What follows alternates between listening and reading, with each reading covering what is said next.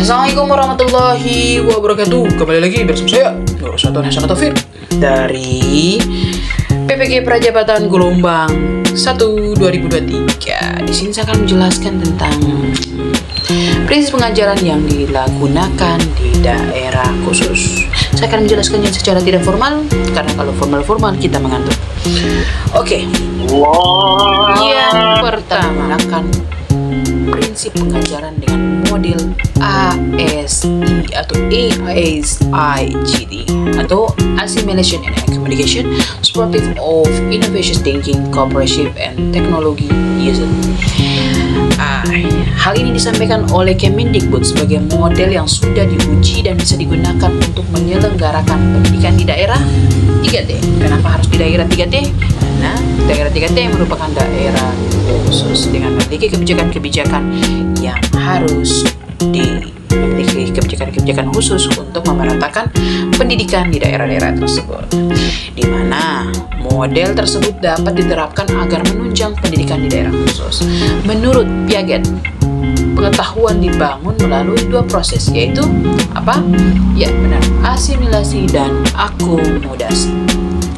Asimilasi merupakan proses di mana individu mengintegrasikan antara persepsi, konsep, atau pengalaman baru ke dalam skema kognitifnya.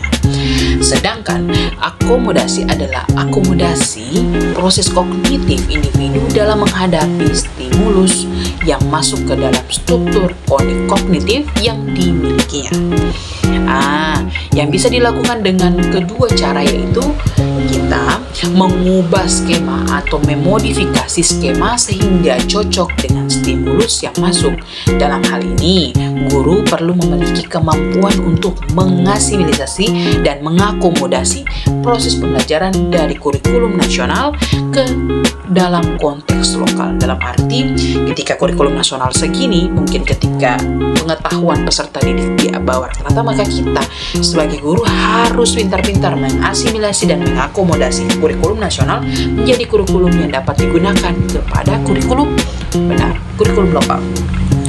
Guru bisa lakukan proses adaptasi dengan konteks lokal dengan mengintegrasikan atau memodifikasi pembelajaran sehingga sesuai dengan benar. Semua pembelajaran itu dirancang sesuai dengan kebutuhan peserta didik.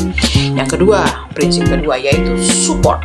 Selain mengenai akomodasi dan asimilasi dan akomodasi, ternyata kita sebagai guru membutuhkan support. Support dari mana? Oke. Pada hakikatnya, pendidikan itu menjadi tanggung jawab bersama antara sekolah, masyarakat, dan pemerintah.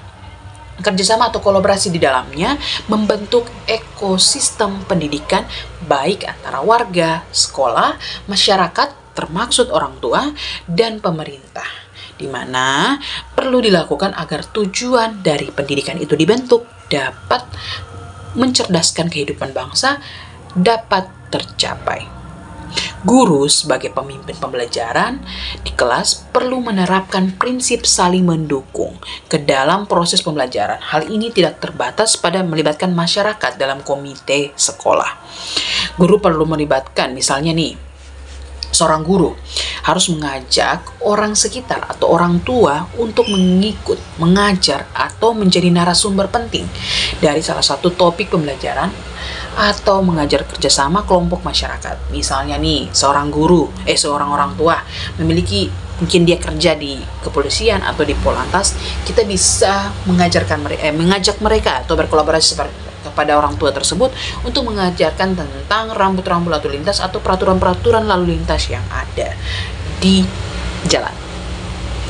Oke, yang ketiga, selain support, akomodasi, asimilasi, ternyata kita butuh inovasi atau perburuan dalam sistem pendidikan dan pengajaran. Kenapa diperlukan seperti itu? Agar pengajaran itu tidak tertinggal dan berubah atau berkembang sesuai dengan zamannya. Yang keempat, penyesuaian asesmen. Kenapa harus ada asesmen? Ada penyesuaian asesmen? Iya, asesmen merupakan alat atau sebuah instrumen yang dapat digunakan untuk mengukur ketercapaian Ketercapaian ya apa? Oke, ketercapaian pembelajaran. Ketika melakukan asesmen untuk menilai kompetensi peserta didik, maka kita akan mengumpulkan informasi tentang tingkat pencapaian peserta didik terhadap target yang ditetapkan. Sehingga kita harus menyesuaikan asesmen yang kita gunakan pada daerah khusus dengan perkembangan peserta didik. Bukan misalnya nih asesmen yang digunakan di kota, kita tidak bisa gunakan di daerah yang tertinggal atau daerah 3T atau daerah khusus, karena itu memiliki tingkat kemampuan dan capaian pembelajaran yang berbeda, sehingga kita harus menyesuaikan asesmen yang kita gunakan. Yang kelima, memanfaatkan teknologi. Ya, prinsip pemanfaatkan teknologi diharapkan dapat meningkatkan kualitas pembelajaran dengan dibukanya akses, yaitu seluas-luasnya tentang ilmu pengetahuan, di mana kita tidak bisa hindari bahwa ternyata perkembangan teknologi semakin hari semakin signifikan, sehingga kita harus memanfaatkan teknologi untuk mengajar atau memperkenalkan teknologi dan mengajarkan mereka agar mereka dapat melek, tidak gaptek dengan teknologi. Nah, itu merupakan penjelasan saya mengenai prinsip-prinsip pengajaran yang harus kita bisa atau dapat kita terapkan di daerah 3T. Mungkin itu saja yang dapat saya sampaikan. Kurang dan lebihnya kalau kurang jelas cari sendiri, tapi itu saja yang dapat saya sampaikan.